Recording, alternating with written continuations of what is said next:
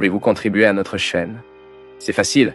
Le lien pour devenir un soutien sur Patreon se trouve dans la description. Abonnez-vous à notre chaîne, aimez et partagez nos vidéos avec vos amis. Et n'oubliez pas de laisser votre commentaire. De cette façon, vous nous aidez beaucoup à diffuser la parole de Dieu.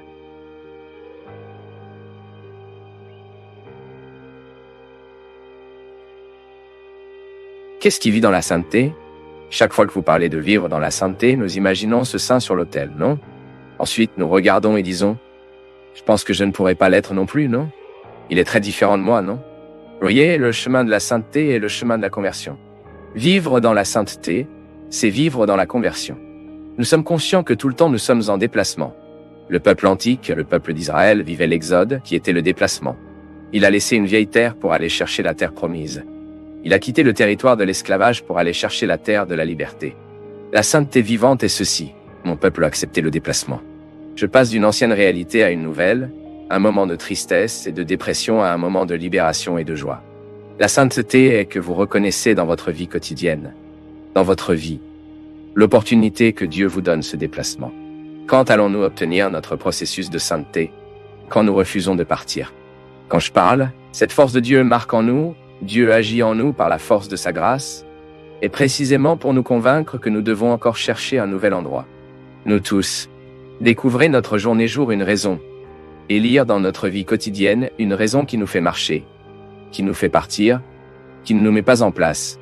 Comme je l'ai dit ici au début du programme, à un certain moment de ma vie, j'ai interprété la sainteté comme un état d'arrivée, je pensais être arrivé, que cette belle conversion que je vivais était tout ce que je pouvais recevoir de Dieu.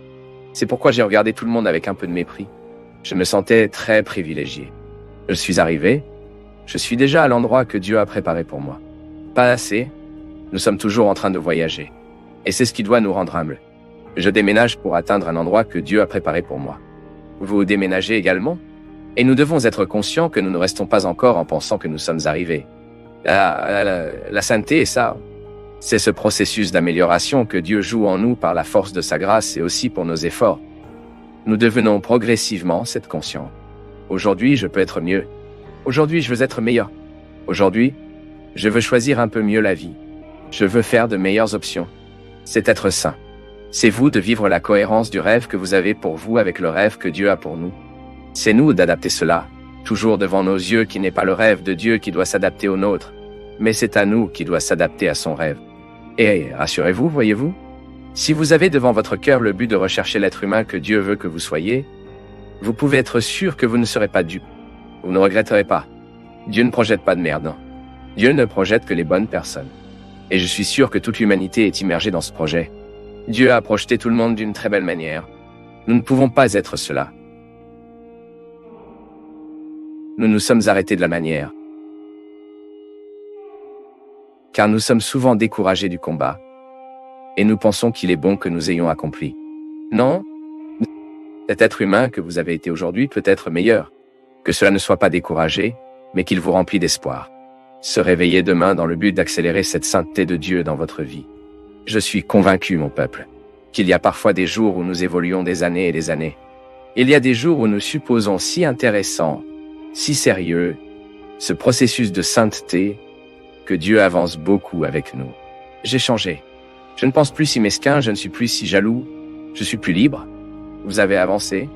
Lorsque vous vous rendez compte que Dieu a brisé quelques barrières et que vous l'avez accepté de se briser, vous avez accueilli cette grâce transformatrice. J'étais vieux, mais maintenant je suis nouveau. Dieu avait une chance dans ce qui était vieux en moi. C'est la même chose que les apôtres. C'est la même chose que cela est arrivé à tous les saints. La sainteté est ça. C'est nous de passer de ce qui est vieux pour arriver à ce qui est nouveau. Nous acceptons le rêve de Dieu. Et nous le prenons entre nos mains et le regardons toujours et disons, c'est là que je dois arriver. C'est dans cette terre promise que mes pieds doivent rester. Ne te décourage pas. Regardez tout ce qui peut être transformé aujourd'hui et acceptez cette transformation. Demandez à Dieu la grâce que votre cœur sera vivant, qu'il sera transformé, qu'il soit restauré dans de petites choses. Pour que vous ayez cette bonne sensation, ce qui nous rend heureux. Aujourd'hui, Dieu a eu l'occasion dans ma vie. C'est ce que nous voulons. Qu'il ait toujours une opportunité dans votre vie, dans votre maison, dans votre histoire. Père Fabio, comment arrêter de créer des attentes au sujet des gens et donc arrêter de souffrir quand cela ne se produit pas, ce que nous imaginons ou voulions? Oui, Anderson. C'est un problème très grave chaque fois que nous créons l'attente de quelqu'un. Parce que l'autre n'a aucune obligation de répondre aux attentes que nous en avons. J'aime vraiment le philosophe Sénéca. Sénéca a dit que nos frustrations naissent précisément parce que nous nous attendons trop à la réalité. Que nous devions créer une sorte d'indifférence aux événements.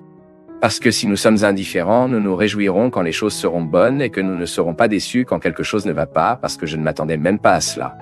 Je sais que c'est difficile et que cette posture philosophique ne l'est pas facile à vivre. Nous nous attendons toujours à quelque chose de l'autre, jusqu'à quand nous recevons un cadeau. Il a déjà noté que parfois la personne vous donne un cadeau et qu'il est inquiet de savoir si vous avez aimé. Quand je donne un cadeau à quelqu'un, je ne veux pas savoir si elle l'aimait. J'ai donné le cadeau, prêt, et c'est fini. Le cadeau a été reçu et je ne veux pas créer des attentes si vous l'avez aimé ou non. Et parfois, la personne obtient même une gêne, non? Et si tu ne l'aimais pas, si vous parlez, quoi qu'il en soit, je donne juste un exemple. Quand nous nous attendons à une réponse gestique, donc je t'aimerai parce que je veux que tu m'aimes aussi. J'écrirai parce que je vous me répondiez. Nous avons fini par créer une prison pour nous. Ce n'est pas pour l'autre, c'est pour nous. Que lorsque vous attendez d'attendre, vous avez fini par emprisonner. Vous avez créé une prison intime particulière qui est trop mauvaise pour vous. C'est drôle que cette position philosophique ait beaucoup à voir avec la sainte indifférence que les mystiques parlent. Saint John of the Cross en parle. Teresa d'Avila en parle. Qui est une capacité à vivre la vie. À trouver la vie sans trop d'attente. Partir que la vie se produise et nous tirons le meilleur parti de ce qui se passe. Quel que soit ce que j'aurai en réponse. Alors, vais-je aimer quelqu'un? J'adorerais pour le plaisir, ou même pour la pureté que l'amour peut m'offrir. Je n'aimerais pas parce que je veux recevoir quelque chose. Je ne ferai pas un geste d'organisme de bienfaisance, parce que je veux recevoir de l'autre une reconnaissance pour l'organisme de bienfaisance que j'ai fait. Je ne dis pas que nous ne ressentons pas le désir de rétribution. Je veux également recevoir des représailles lorsque j'offre. Ce que je dis, c'est que notre recherche doit faire sans créer l'attente du retour. Parce que si nous ne créons pas l'attente de retour, nous grandissons spirituellement, nous qualifions notre capacité à aimer. Parce que si je n'ai parce que c'est une valeur à aimer, prêt, je suis déjà construit par la visite que l'amour m'a fait.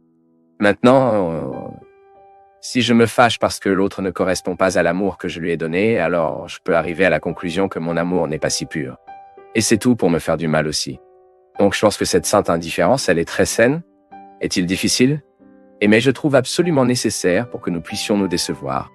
Je le répète, l'autre n'a aucune obligation de répondre aux attentes que nous en avons. Le père Fabio, comment arrêter de créer des attentes concernant les gens, et ainsi arrêter de souffrir lorsque nous n'arrivons pas à ce que nous imaginons ou voulions.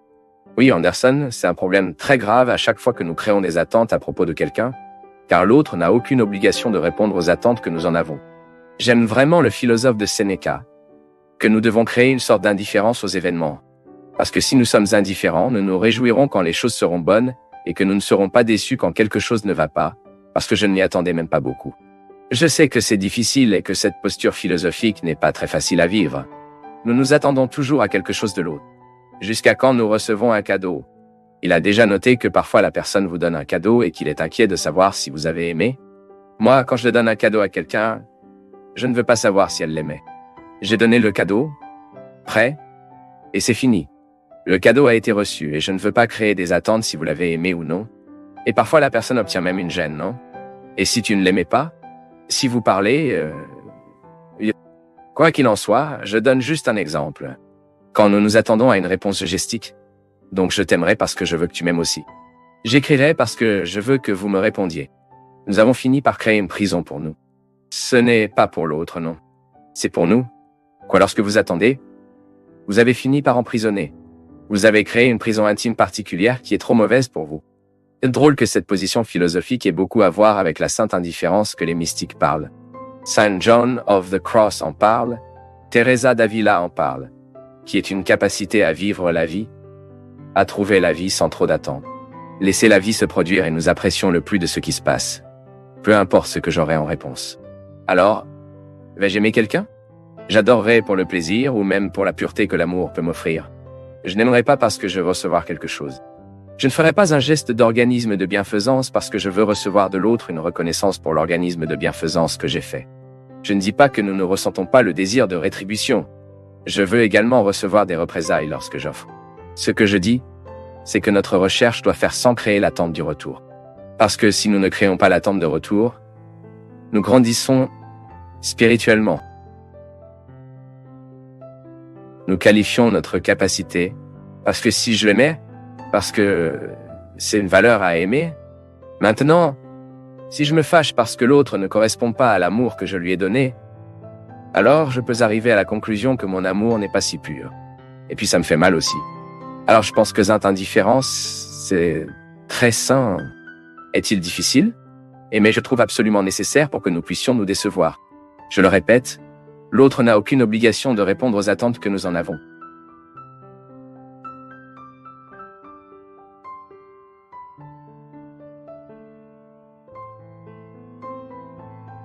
Je me souviens que la semaine dernière, nous avons parlé de personnes qui ont du mal à prendre des décisions qui leur sont favorables. Pourquoi? Parce qu'ils sont asservis à la souffrance. Intéressant cela, n'est-ce pas? Triste de réaliser que nous entrons souvent dans des processus vicieux si autodestructifs que nous perdons la capacité de décider pour nous. Ce sont des relations qui asservissent. Relations dans toutes les habitudes. Une relation d'amitié, même une vie conjugale. Lorsque vous vous rendez compte que pour que cette relation fonctionne, vous devez perdre votre appartenance. Vous devez abandonner tout ce que vous êtes. C'est cruel, n'est-ce pas? Ce n'est pas de l'amour. Nous pouvons même croire en la capacité de l'homme à vivre un certain martyre pour l'autre, mais cela ne peut pas devenir une annihilation de l'être. Même parce que si j'annihile qui je suis, j'arrête d'avoir moi-même et je n'ai rien à offrir davantage. Et il est intéressant de comprendre que la conversion, cette approche que nous faisons de Dieu pour avoir un meilleur cœur. J'aime toujours dire que le processus religieux dans la vie humaine est précisément pour nous aider à faire face aux problèmes humains. La spiritualité, elle n'est que bénéfique à partir du moment où elle transforme ce qui est charnel. Et puis, dans la dimension corporelle, dans la dimension matérielle de la vie, nous ressentons les avantages de la spiritualité. C'est dans le corps que nous vivons la mystique. C'est donc dans ce territoire que nous avons mené cette lutte quotidienne pour commencer à avoir un cœur qui est un ami. Pour commencer à avoir, et quand je dis le cœur, je me signale à toute la dimension de la conscience, qu'un être humain a de lui-même. Nous savons que dans l'histoire, dans le contexte historique, le cœur est finalement devenu un référentiel du sentiment, de l'affection. Nous parlons très avec amour, vous vivez dans mon cœur. Lorsque nous disons le cœur de l'expression, nous parlons de notre intégralité. C'est comme un centre où tout est décidé en nous, non? Et en fait, notre cœur est le cerveau, non? Ce qui décide vraiment de tous les sentiments, tout ce qui est peuplé dans le cerveau. Mais nous aimons dire que c'est le cœur qui décide, lorsque nous faisons référence aux dimensions émotionnelles qui sont également du cerveau, sont également rationnelles. Tout est ici dans notre tête. Donc, quand j'ai la facilité de nourrir les sentiments oppressifs, par exemple, je suis défavorable à mon cœur. Parce qu'une personne dominée par des sentiments oppressifs, des pensées oppressives, il aura du mal à vivre harmonieusement, en cherchant l'équilibre dans les choses, les réalités. Nous avons commencé à mourir. Mon peuple. Au moment où nous pensons mal penser. Au moment où nous remplaçons une bonne pensée par une mauvaise pensée. Lorsque nous remplaçons une pensée positive, lorsque nous nous réveillons le matin et vous, au lieu de réaliser ce qui est bon, vous le réparez à ce qui est défectueux. Alors vous empêchez votre cœur à être en harmonie, à battre favorable, non? Et le cœur qui ne bat pas les captures favorables. Nous ne pouvons pas avoir un cœur qui ramasse tout le temps. Dans le sens, l'agressivité, vous le savez. Nous en avons assez de le dire ici. L'agressivité, c'est absolument nécessaire dans la vie humaine. Et comment devrions-nous exercer notre agressivité? Rêvant à haute voix, en cherchant dans notre vie quotidienne l'amélioration de nous-mêmes. Parce que si nous ne faisons pas cela, nous commencerons à attaquer les gens. Physiquement même, attaquons avec nos paroles, attaquons avec nos gestes, avec notre posture. Il y a des gens qui n'ont jamais levé la main pour gifler l'autre. Mais c'est l'agressif tout le temps. L'agressivité que nous devons avoir est celle qui ne nous permet pas d'être garés dans ce que nous avons déjà réalisé de nous-mêmes. C'est, l'agressivité à laquelle Jésus a mentionné, que Jésus a dit qu'il faut violent pour conquérir le royaume des cieux. N'est-ce pas ce qu'il a dit? Vous devez être violent. Mais pas pour retirer l'épée et sortir tuer tous ceux qui nous traversent, non. La violence doit être lorsque vous vous encouragez à tuer tout ce qui est nocif en vous. Tout ce qui est en vous est diabolique. Tout ce qui est en vous, ce qui est nocif pour nous-mêmes. Et c'est pourquoi Sao Paulo a déjà parlé, nous a appris avec toute ta culture, non? Saint Paul était un homme profondément bien informé de la culture de son époque. Il était un grand philosophe, un homme qui avait des contacts avec une culture impie, pour ainsi dire, laïque de son époque. Et Sao Paulo apporte toute la gamme de connaissances que sa formation culturelle lui avait donnée pour comprendre le christianisme. C'est la grande différence avec Peter et Paul. Pedro est un homme simple qui n'a pas eu l'occasion d'étudier, alors qu'a-t-il fait? Il a appliqué tout le temps dans la pratique de la mise en avant de l'évangile, dans la mêlée, dans la vie quotidienne, dans la tâche de voyager, des distances de marche pour faire en sorte que l'évangile se produise dans les communautés. Paul était déjà plus érudit et son groupe là aussi qui aimait penser au christianisme et diffuser le christianisme avec des lettres, avec des conférences à l'époque, rassembler les communautés dans les grands théâtres. Alors vous voyez, vous aviez à ce moment-là que l'église de Peter marchait avec toutes les difficultés, avec tout ce courage que Peter avait, parce que Peter était un homme travailleur, il était pêcheur. Il a donc certainement utilisé toutes les ressources qu'il avait pour parler de Jésus, de l'expérience pratique d'être qui il était, pour faire ce qu'il a fait. Et il a converti beaucoup de gens. Il a converti des milliers et des milliers de personnes, et même aujourd'hui, nous sommes des enfants de Peter. Mais Paul, avec sa capacité à penser au christianisme, a conduit le christianisme aux lieux les plus inhabituels à travers la culture, à travers l'intelligence, l'élaboration des lettresses que nous lisons encore dans nos communautés aujourd'hui et disons, après la lecture du Seigneur.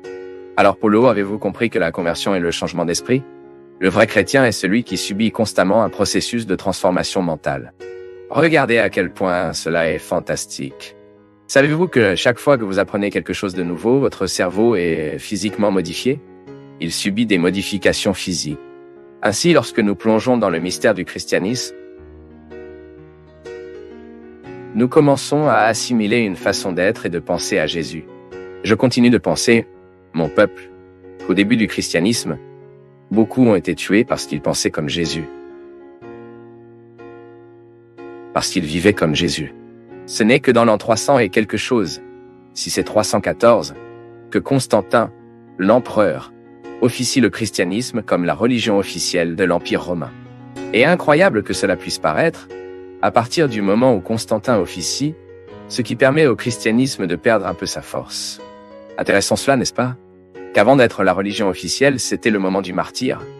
C'était le moment où les gens devaient tout faire pour vivre la croyance en Jésus. Même interdite. Même niée. Les gens avaient besoin de combattre. Et je me souviens que j'avais un professeur d'histoire de l'Église qui a dit que lorsque le christianisme était officiel, on commence à avoir un relativisme religieux. Si vous pensez, sommes-nous aujourd'hui interdits de vivre notre christianisme? Non. Seulement nous sommes dans une société qui ferme de plus en plus le cirque. L'approbation de cette prophylaxie d'avortement, comme certaines personnes l'ont appelé, l'Église sera toujours radicalement contre l'ensemble du processus qui peut faciliter un avortement d'un enfant. Nous ne sommes même pas ici dans la crainte des questions de politique publique, que les femmes ont droit à cela, a droit à cela. Nous n'entrons pas dans cette peur. Ceci est une discussion politique. Nous parlons de la valeur de la vie que nous devons préserver tout le temps. Maintenant, si vous pensez, quel change les chrétiens pour nous? Toute violation qui pourrait être en droit pour l'avortement à être officialisée? Absolument rien, car pour nous, la vie reste une valeur, et nous ferons tout. Même si c'est un travail de fourmi. De sorte qu'aucune femme abandonne l'enfant qui attend. L'évangile n'est pas seulement un sac à dos qui mène à l'arrière et à s'en débarrasser parfois. Non, c'est intériorisé. Nous comprenons la proposition de Jésus. C'est devenu une façon de penser. Donc pour nous, il sera toujours inadmissible qu'un enfant soit tué parce que je ne sais pas, parce que la mère n'a pas prévu cette grossesse ou parce que cette mère a traversé un processus qui était inconscient de sa volonté. Mais à partir du moment où la vie existe, nous devons nous y engager. Et c'est là que la question se situe. Quand j'ai un cœur qui m'est favorable, quand mon cœur est converti, je ne le fais pas, j'aurais besoin de faire beaucoup d'efforts pour vouloir le bien. C'est fantastique, mon peuple. Nous identifions que la conversion, la vraie conversion, rend le bon naturel en nous. Que nous ne faisons pas toujours du bien, nous voulons. Pourquoi? C'est la luxure. Un mot difficile, non? Qui parle de quelque chose de très simple. Qu'est-ce que la luxure? La tendance naturelle que nous devons faire des erreurs. Et la conversion est cela. C'est vous mettez la luxure dans un certain contrôle. C'est vous d'identifier que vous avez une fragilité qui a besoin de soins. J'aime toujours cet exemple. La fragilité ne peut pas nous effrayer. Et comme un cristal, j'ai un morceau dans ma maison qui est précieux. Je dois donc le garder d'une manière qu'elle n'est pas exposée au risque d'être traitée de toute façon, non? Pourquoi? Parce que c'est du cristal? Elle est fragile. Alors qu'est-ce que fragile me dit qu'il aura plus de soins? Nous n'avons pas d'âme grossière. Nous avons des âmes fragiles. C'est pourquoi en nous, nous devons constamment passer par l'expérience des soins, l'expérience de la compassion, l'expérience de l'amour. Parce que si nous ne mettons pas l'amour dans ce cœur, si nous ne convertissons pas nos cœurs, nous voulons que le bien sera toujours un processus douloureux pour nous. Faire du bien sera toujours un processus douloureux.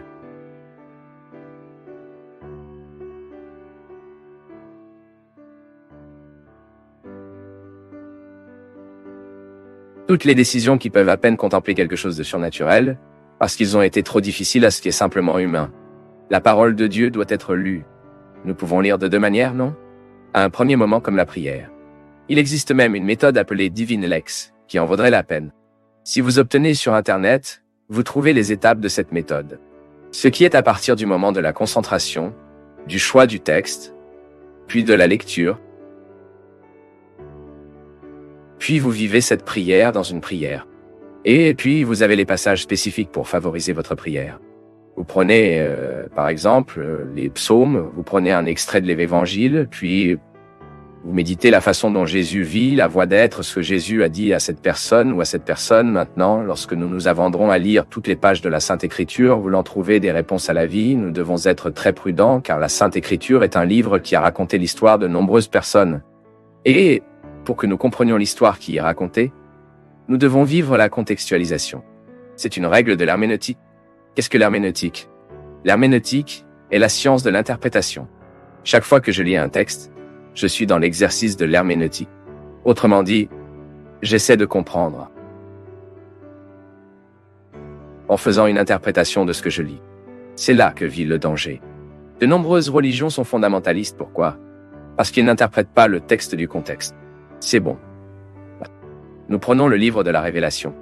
Nous verrons que le livre parle de destruction.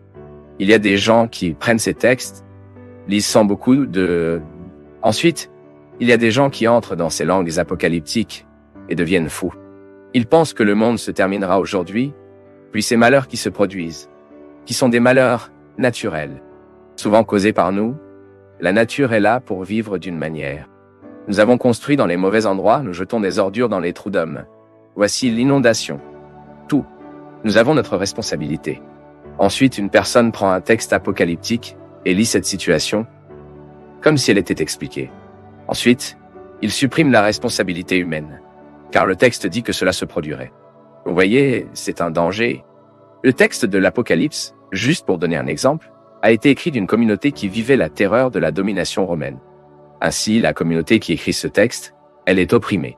Ainsi, toutes ces figures du dragon, le monstre, tout ce que nous avons dans la langue apocalyptique, pleine de grandes figures monstrueuses, selon l'interprétation que nous avons d'exégèse, la lecture de la Sainte Écriture, l'Apocalypse est écrite par une communauté qui vit une oppression qui a un nom. C'est l'Empire romain. C'est l'Empire romain. Ensuite, le dragon qui sera massacré, détruit, est l'Empire romain. Il est de la nécessité pour les gens de créer des espoirs pour détruire l'Empire massacré. La Révélation Nex est un livre qui prévoit la destruction. L'Apocalypse est un livre qui est beaucoup plus dans le point de vue de la construction d'un nouveau temps qui est nécessairement en destruction. Comme nous pouvons l'imaginer et visualiser souvent la tragédie. C'est la construction d'un espoir. Ces gens qui veulent être libres de l'esclavage pour ainsi se nourrir dans leur cœur et parler avec des métaphores, c'est-à-dire. Quelle est la métaphore? C'est une langue qui va au-delà du sens des choses. Quand je vous le dirai, je vais vous offrir mon cœur. Ce n'est pas une langue littérale. Si je vous donne mon cœur, Dieu ne plaise, je suis sans éclairer. C'est comme cette expression, un baiser dans ton cœur. Imaginez ce qu'une chose horrible si vous allez interpréter cette expression parlant littéralement, couper la poitrine de l'autre, chercher les viscères là-bas et embrasser le cœur. C'est très dégoûtant, non? Quoi qu'il en soit, c'est une façon que les gens trouvent à exprimer ce qu'ils aiment. Oh! Et un baiser sur ton cœur. J'utilise une langue courante. Le cœur est directement lié à mon sentiment, non? Bien que la sensation soit produite dans le cerveau, mais nous parlons le cœur. Vous voyez donc, le langage métaphorique est d'aider à dire ce que nous ne pouvons pas dire si clairement. Ce n'est pas. L'Apocalypse est donc une telle langue. Comme ils sont asservis et ne peuvent pas dire très clairement, ils construisent les métaphores. L'empire qui sera désarmé, qui tombera, qui sera détruit, écrasé, est l'Empire romain. Le contexte de la domination que les gens ont subi à ce moment-là. Mais ensuite, nous le prenons et faisons une lecture à la lettre, devient un discours vraiment horrible. Je me souviens quand j'étais petit, j'étais victime d'une telle prédication. Une femme est rentrée à la maison et a commencé à prêcher que le monde allait se terminer. J'imaginais que j'étais peu là dans le coin du canapé, écoutant cette prédication. Ma mère était assise, tout le monde sur le canapé. Écoutons la prédication de la femme. La femme nous a fait un tort terrible. Au lieu d'annoncer l'espoir, un nouveau désir de vie, améliorons nos cœurs afin que nous soyons plus fraternels, pour que nous soyons plus favorables, ce que la religion doit faire. Elle avait peur de nous et de gauche, belle. Nous y avons séjourné 4 nuits de nuit, pensant qu'un météore tomberait à la maison. Et ma mère n'était pas consciente de suffisamment pour nier. Nous sommes restés au milieu du mensonge pendant longtemps. C'est donc très dangereux. La lecture de la Sainte Écriture doit être très responsable. Ne faites jamais une interprétation à la lettre, car l'interprétation de la lettre, lorsque vous supprimez cette phrase du contexte, vous risquez de perdre la compréhension fondamentale et plus large, comme nous pourrions le dire. Merci pour votre entreprise. Et imposez la bénédiction du Dieu Tout-Puissant sur nous. Celui qui est Père, Fin et Saint-Esprit. Que Jésus éclaire votre jour. Abonnez-vous, profitez, commentez et partagez afin que ce message puisse aller plus loin et atteindre le cœur de plus de personnes. Amen. Et aujourd'hui, ce programme peut peut-être vous aider à mettre un détail de la sainteté dans votre vie. Et vous vous endormez un peu mieux que lorsque vous vous êtes réveillé. Dans la vie, la chose la plus intéressante est que nous atteignions l'équilibre. Nous ne restons jamais à l'extrême. Les extrêmes, avec tout le respect que je vous dois, peuvent représenter stupide. Les extrêmes peuvent représenter une limite d'intelligence, de réflexion. Mais lorsque nous mélangeons le surnaturel de la vie avec ce qui est absolument naturel, alors nous commençons à toucher une réalité humaine qui sait, vous savez très bien, vous vivez cette réalité tout le temps, et vous savez que tout ne peut pas en être expliqué. Nous sommes donc en équilibre entre le surnaturel et le naturel, ce qui est précisément ce qui fait de nous des gens intéressants. De plus en plus, je me convainc que les personnes les plus intéressantes de la vie sont celles qui ont pu équilibrer le surnaturel avec le naturel, qui a découvert la beauté d'être humain et de savoir que les humains peuvent articuler la dimension divine de la vie et commencer à étéraliser la vie éternelle et à étéraliser la vie éternelle. Et ils commencent à étéraliser leur jour, vous savez comment? Bien vivre. Parce que chaque fois que nous nous connaissons, découvrez, méfiez-vous de quelqu'un. En quelque sorte, les soins que l'autre a pour nous suscitent un mode de vie différent. Moi, par exemple, quand je me souviens que ma mère m'aime, que je suis important pour elle et que je ferais il manque beaucoup la vie de ma mère, je ralentis, je prends le pied de mon accélérateur, je commence à donner un peu plus de valeur dans ma vie, je commence à choisir un peu mieux ma nourriture, je commence à choisir un peu mieux ma nourriture, je commence à choisir un peu mieux ma nourriture, je commence à choisir un peu mieux ma nourriture, je commence à choisir un peu mieux ma santé, car chaque le temps que nous savons que nous sommes importants dans la vie de quelqu'un, nous prenons soin les uns des autres. C'est peut-être même une façon intéressante pour vous de qualifier l'amour que vous avez pour vos enfants. Si vous savez que votre vie est importante pour vos enfants, si vous savez qu'il est intéressant que vos enfants aient un père plus longtemps, une mère depuis plus longtemps, alors vous vous sentez obligé de prendre soin de votre santé, par amour que vous avez pour eux. Ensuite, vous changez vos habitudes. Changez-vous votre mode de vie? Arrêtez-vous de vous exposer aux dangers des dépendances? Arrêtez-vous de vous exposer aux dangers de la vie? Allez-vous commencer à vivre avec un peu plus de soin? Allez-vous regarder un peu plus d'attention avant de traverser la rue? Allez-vous marcher avec un peu moins de vitesse sur les routes? Allez-vous faire des dépassements moins dangereux? Pourquoi savez-vous que vous avez des enfants qui vous attendent? Et vous savez qu'il est important pour vos enfants de vous voir rentrer chez vous. C'est ainsi que l'amour change nos vies, pas autrement. Il ne s'agit pas du livre que nous apprenons à être père. Ce n'est pas la lecturel livre que nous apprenons à être mère, pour être un frère. Il ne s'agit pas du livre que nous apprenons à aimer. Non, mais découvrons-nous l'expérience des soins. Quelqu'un prend soin de nous. Quelqu'un se soucie. même si c'est de penser à nous, même si c'est de se souvenir de nous. Quelqu'un nourrit ce que nous sommes dans le cœur à l'intérieur. Et c'est pourquoi je me sens motivé à vivre différemment, je me sens motivé à vivre avec la qualité. S'il y a un péché dans le monde aujourd'hui et le manque de qualité de vie, nous vivons très mal. Nous nous occupons très mal de l'autre. Nous nous exposons beaucoup au risque de cette vie précisément parce que nous oublions que nous sommes précieux pour beaucoup de gens. Lorsque nous avons devant nos yeux la valeur que nous avons pour les gens, nous en prenons soin un peu plus. Et c'est la belle expérience que cette chanson nous suggère. Dieu prend soin de moi. Dieu prend soin de vous. Mais vous devez répondre de la même manière que moi. À ce soin que Dieu a pour nous, nous répondons avec les soins que nous aurons avec nos vies. Commencez à vous demander quelle est la qualité de votre vie. Comment faites-vous attention? Comment vivez-vous? Qu'avez-vous choisi pour votre vie? Comment traversez-vous les rues de cette vie? Comment voyages-tu? Comment avez-vous marché? Comment avez-vous travaillé? Comment c'est que tu as nourri? Dans toutes ces questions, Dieu vit. Car dans le naturel, nous découvrons la force du surnaturel. Dans les petites choses, dans ces abats de notre vie quotidienne, nous découvrons les interpellations de Dieu. Voyez-vous comment votre chambre n'a pas à éclairer et un ange y arrive et vous parlez pour que vous soyez touchés par Dieu? Dieu nous touche des questions très simples, parce que Dieu est très simple. Dieu est tous les jours. Dieu est concret. Dieu sans la mère. Dieu sans le père. Dieu sans le frère. L'ami. Dieu est vivant, et il se produit tout le temps dans nos vies à travers des gens que nous aimons. Lorsque nous nous sentons motivés à changer notre façon de parler, notre façon de sourire, la façon de parler, d'aimer, d'agir, parce que nous savons qu'il y a des gens qui méritent le meilleur de nous. Il se peut que jusqu'à aujourd'hui, vous avez vécu un peu de ce que vous êtes. Non, ne vous épargnez pas, car dans cette économie que vous perdez, vous vous épargnez, mais vous perdez beaucoup plus que vous ne gagnez. Maintenant, lorsque nous améliorons notre façon d'être et offrons l'autre plus de qualité, plus qualifiée, vous pouvez être sûr que le premier à bénéficier de tout cela est vous-même. Les soins sont l'une des réalités les plus humaines que nous puissions vivre, même parce que nous sommes nés dans l'expérience des soins. Nous sommes nés et dépendons de tout le temps des soins de ceux qui nous aiment. Être des soins est également une façon de croître, car ce n'est qu'en raison des soins que nous surmontions les problèmes de la vie, les adversités, et nous rompons en tant que personne. De sorte que, dans l'expérience des soins, la maturité est gérée. Il est beau pour nous de penser que dans l'expérience des soins de Dieu, nous ne sommes pas infantilisés parce qu'il prend soin de nous, mais au contraire, parce qu'il prend soin de nous, nous sommes encouragés à la croissance.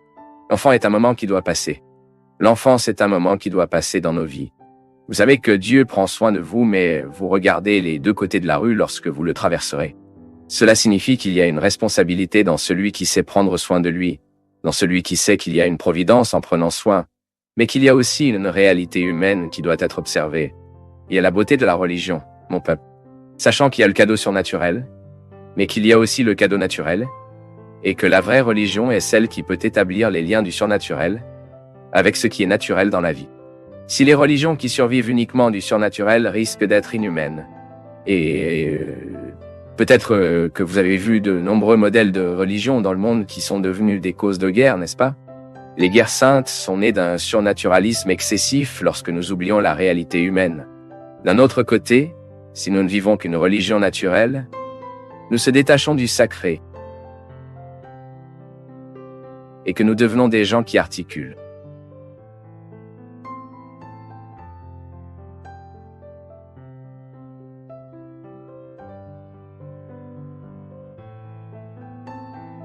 Nous du Path of Faith sommes heureux d'être avec vous en ce moment. Partagez vos perceptions sur le sujet d'aujourd'hui dans les commentaires, montrez votre soutien en aimant la vidéo et partagez-la avec vos amis. Abonnez-vous à la chaîne pour rester connecté avec nous et ne pas manquer nos nouvelles vidéos.